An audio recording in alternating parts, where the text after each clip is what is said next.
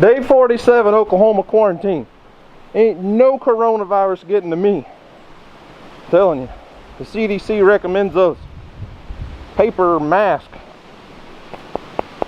Ain't no corona getting through glass.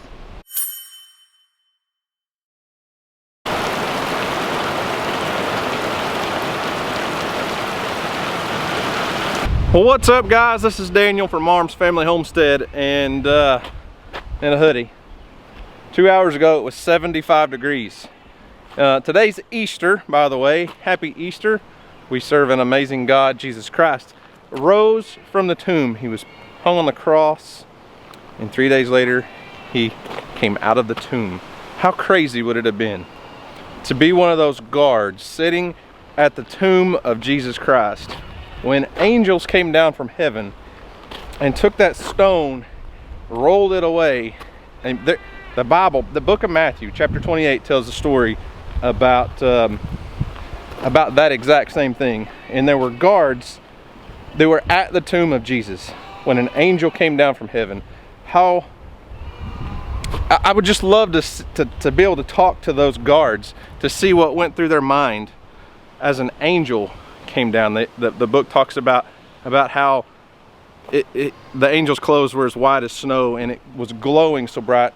I mean, it just had to have been an incredible thing. But anyways, today's Easter. Had a few family members come over, just our in-laws and Dusty and Marissa, and did a little Easter meal and let Houston and Emily hunt Easter eggs. I did trick Weston, our 17-year-old, we got him to hunt Easter eggs at 17 years old, because we put a few dollars in some eggs and said, may or may not be $100 bill as a grand prize. May not be. The grand prize, my wife wrote $100 on it, and then I took a piece of paper and said, grand prize winner, 1 free hug from Dad. Guess who got the grand prize? The 17-year-old that we convinced to hunt Easter eggs. But anyways, like I said, it was beautiful this morning, 75 degrees earlier, and now I'm in a hoodie. The weather has changed. It's still not cold right now, but we're expected to get down, like they're predicting 32 to 33 degrees tonight. So I've got to spend some time at the garden, because all the old timers around here in my area tell you not to plant your tomatoes and peppers before Easter. Well, I planted mine before Easter because that's just what I do. And I got the garden all ready to go and said, we got tomatoes, peppers, and squash growing that need to go in the ground. So today, I'm gonna have to cover them up and protect them because they may freeze tonight. But anyways, let's go do the chores first. What's up, girls? Oh my goodness. Do it again. Do it again. Ma'am, you've got a large booger in your nose. Did you know that? You need to wipe your nose. Today's just been one of those days. Literally, the sun pops out for 30 minutes and then the clouds roll in and it rains. And it'll rain for 20 or 30 minutes and then out comes the sun again. So you can see the sun shining bright and puddles of water on the ground. But I'm gonna go ahead and open the gate and see if I can convince the goats to go out and graze instead of feeding them grain today. Come on, goats. Come on, y'all want out? Come on, let's go. Let's go.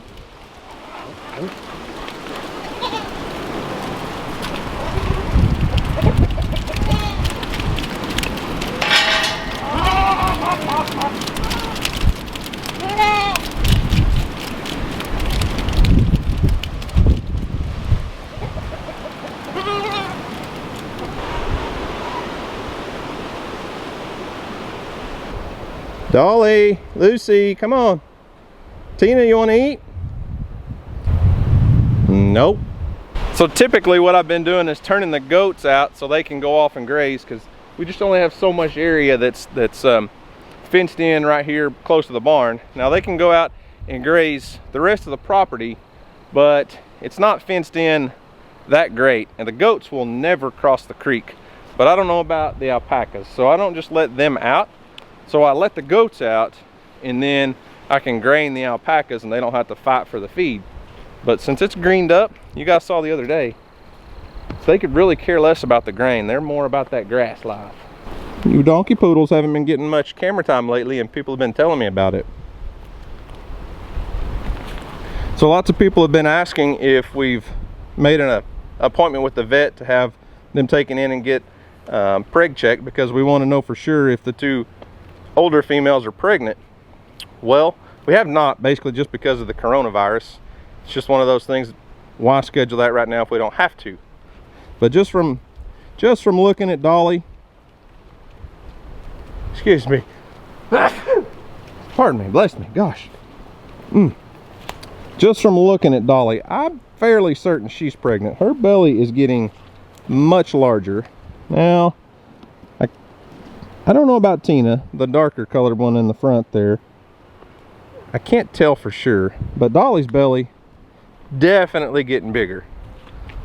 You're not gonna let me get, there you go. Be still, Dolly. Maybe it's just me, but she definitely looks like she's got some sag in her belly. So back when we bought these 3 alpacas, or donkey poodles as I like to call them, the previous owner said that they had been turned in with a male, all except for Lucy, because she's not even a year old yet. But the other 2 females had been turned in with a male, and that they could be bred or should be bred.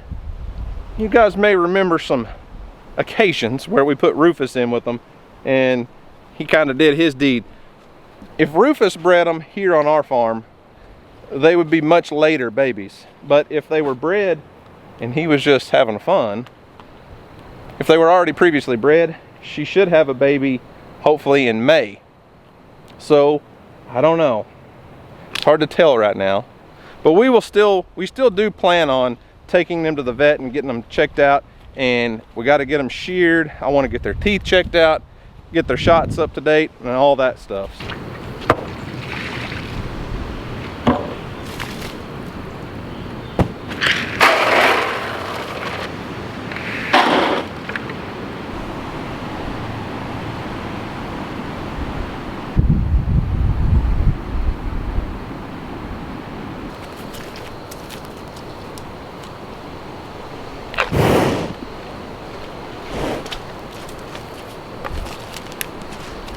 What's up, buddy? What's up, buddy? You feeling frisky? You feeling frisky today? So a lot of people had a lot of questions about Big Mac after we posted the video the other day talking about scheduling an appointment for the processor. So let me kind of give you the backstory on Big Mac a little bit. Some of you may not remember. When we got Big Mac, he was a friend of ours raised him on a bottle, and when they weaned him, their kids said there's no way we're going to be able to butcher the calf that we raised on a bottle. So they sold him to us at a really cheap price. And the only reason we even got Big Mac was because we had that old Crazy Eyes the heifer, that wild crazy heifer that we were raising to process. We got Big Mac as a companion, hoping that he would help calm her down, and he did some. But the original plan was I was going to feed him out, and then my stepbrother was going to buy him and have him processed. So he was actually going to put Big Mac in his freezer because we were putting that Crazy Eyes the heifer in ours. Well, he backed out and wasn't able to do it. For several reasons, wasn't going to be able to do it. So we continued to feed Big Mac, and he was never really bought at the right time for us in the order of things.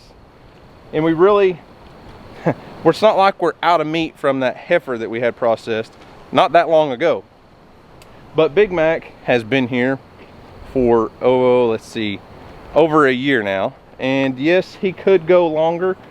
He's probably in the 900-pound range right now. We should probably run him up there close to 1,000, over 1,000 pounds. And now that all the grass is green, a lot of people said, with all the green grass coming out, why are you choosing now to have him processed? It's just a timing thing. I want to save as much grass as we can for our goat herd, and we're going to be doing a few other things. We'll probably eventually get another calf to raise, but since, you know, it's not like we just really need the meat right now, but my plan is to have Big Mac butchered, and then we're going to spread him across several family members' households and stock several freezers with meat. I just need to kind of free up some space in my pastures, and yeah, we could keep Big Mac for several more months. There were several people saying we really were hoping that Big Mac would have found some kind of sanctuary or something. But guys, just let me say this. We got him with an intended purpose. We knew what his purpose in life was, and he's fulfilled that. We've given him a great life. I know a lot of people feel like they've become attached to him or bonded to him. And then a lot of people said, you know what, after watching that video with Houston, they said, I can't believe you let your son get attached to an animal that you're going to butcher. You should never do that. And I think that's just personal opinion. A lot of people were raised in a way, if there was an animal that they were raising that they knew was going to go to the butcher, they weren't allowed to name it. They weren't allowed to have any close contact with it. It just stayed out there, did its thing, and then it went to the butcher and no one was attached to it. Well, that's just not how we do things. I think it's very critical for us to learn where our food comes from and to not distance ourselves from that, because that's what we've done over the last several decades as a nation. Look at Rufus. He's gonna come here and steal Big Mac's feed.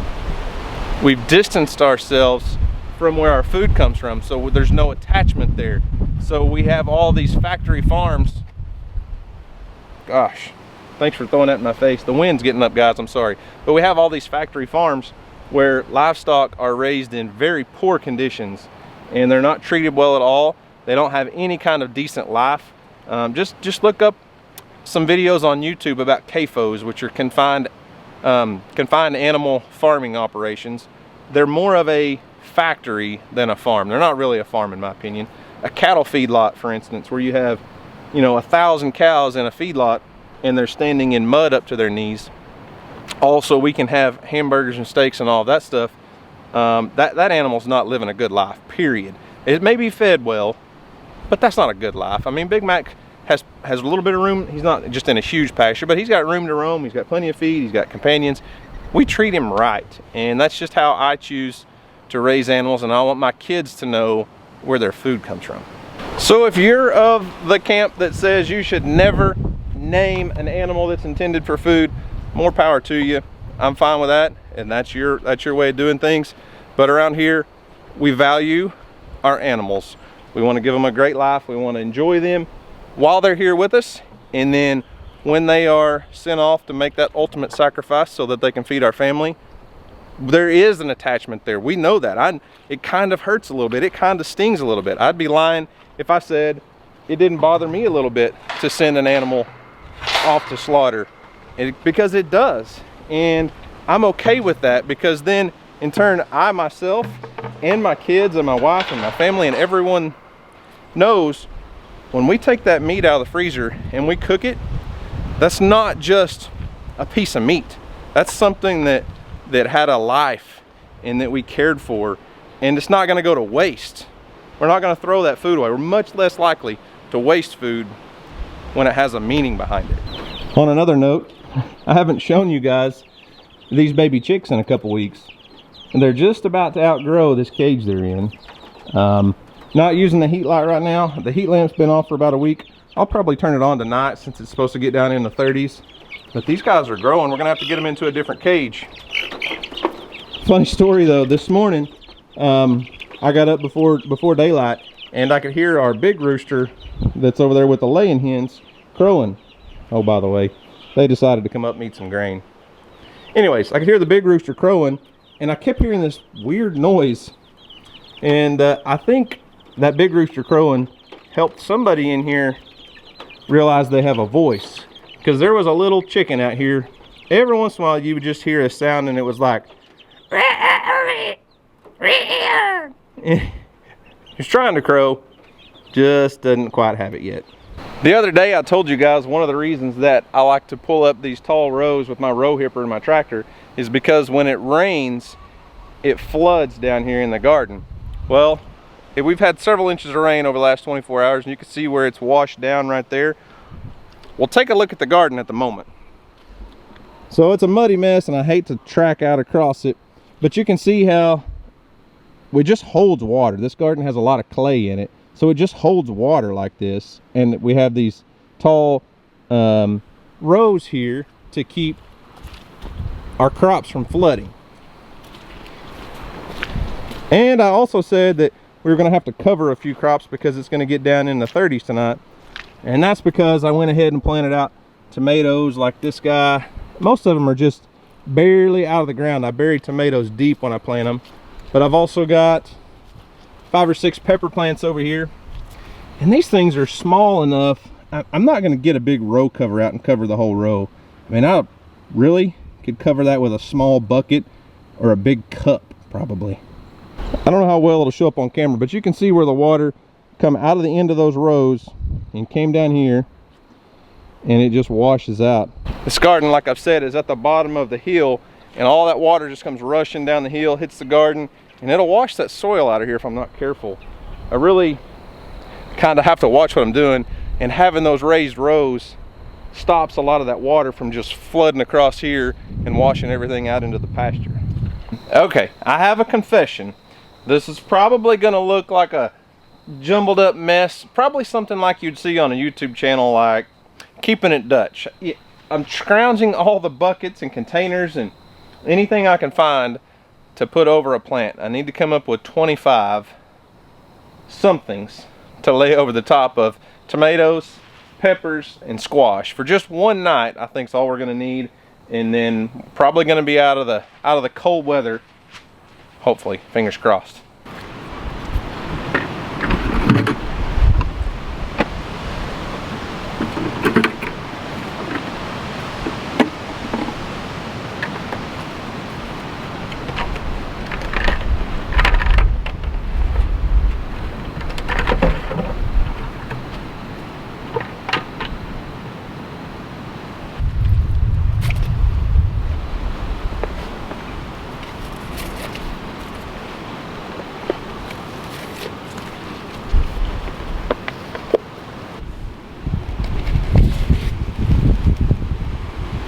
All right then, there you have it. Buckets, pots, everything I could find.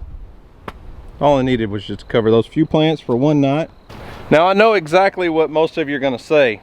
Grandma and Grandpa used to save those metal 1-gallon coffee cans to put over their tomato plants and pepper plants. And if you drive around the country, some of you may have seen it and had no idea.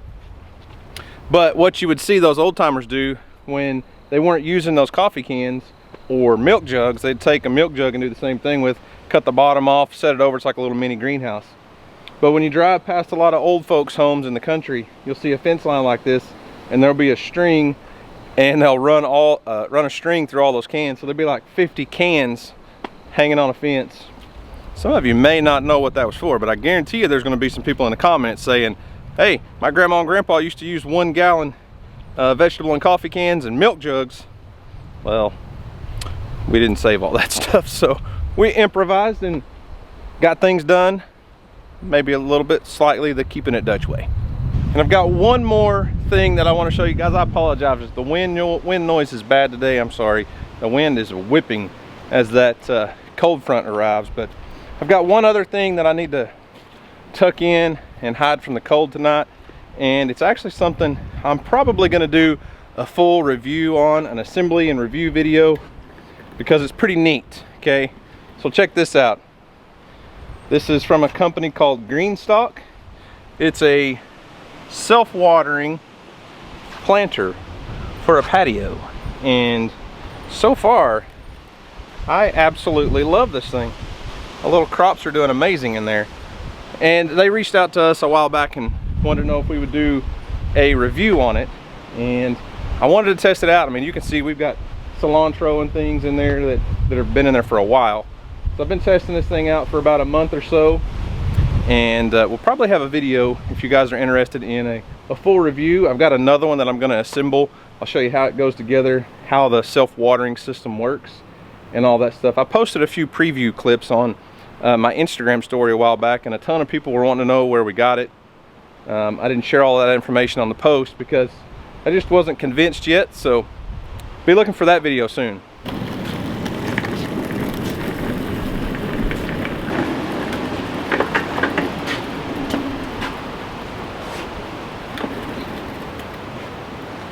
And since we're not really expecting a hard freeze, the low tonight, it's like barely right at freezing. I'm just gonna move this whole planter, since it's on wheels and everything, right up next to the house under the covered porch, and I think it'll be just fine right there. Most of what I have planted in there is pretty cold tolerant crops anyways. There's a lot of spinach and bok choy and Swiss chard, and there's strawberries down at the bottom. But I still want to protect it because I've got some nice young crops coming up. So it should be good right there. So guys, I guess that's about gonna wrap it up for me today. It's just too muddy and nasty out here to be able to do much. I mean, the yard is just a soggy mess. Bella's a soggy mess. Houston is in the house taking a nap. Had a long morning. We actually, now I don't know how legal it was, but our church decided to do a drive up church service today. It was actually kind of neat. It stinks not getting to go in and fellowship with all the people that we go to church with, but it was kind of like a drive-in movie setup basically. The church brought in a big flatbed trailer, so the preacher and the music director and everybody had a stage to stand on, and we had an FM transmitter set up, so the whole church congregation just pulled in the parking lot, and we all just sat in our cars, tuned into the radio frequency, and we were able to have church. But man, it's just it's sad. It's a sad situation that we're going through with this whole virus thing, but we'll get through it as a country, we'll get through it as Americans, we'll get through it as, I mean, this thing affects the whole world, so we'll get through it as a human race. Like I said many times in the past, I really feel for a lot of people who are small business owners, small, medium, and even some larger businesses. My wife's a small business owner with a photography business. Luckily, she doesn't have employees, so it's just her, and we've got other sources of income, so it's not really hurting that bad. But she hasn't been able to work at all. Nobody's taken pictures in, the last 3 weeks or so. But we really do feel bad for so many small businesses, so many restaurant owners, and just everything has just been brought to a screeching halt in our country. But it's also been good for a lot of reasons. There's a lot of good going to come out of this bad situation, and whether it's getting to spend more time with your pooch like Bella here, or spending more time with your family, or spending just more time alone, getting to reflect on your life. Anyways, guys, we'll get through this. But that's all I've got for today, guys. Thanks for watching. I sure hope you enjoyed it. Y'all have a great day, and as always, we'll see you on the next video.